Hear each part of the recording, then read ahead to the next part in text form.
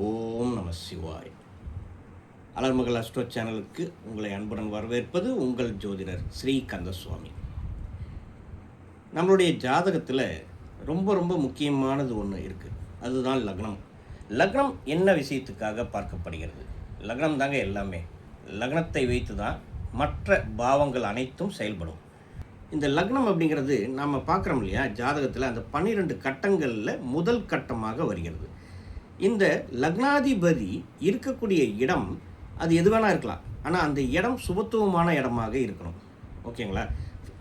அதாவது ஜாதகத்தில் 1, 5 மற்றும் 9ஆம் வீட்டில் லக்னாதிபதி அமர்ந்திருந்தால் அந்த லக்னக்காரருக்கு சுபத்துவம் எப்பொழுதுமே இருக்கும் அப்படிங்கிறது தான் விதி. அதே போல் லக்னத்திற்குள்ள ஒரு சுபகிரகம் இருந்தால் அதுவும் நல்லது.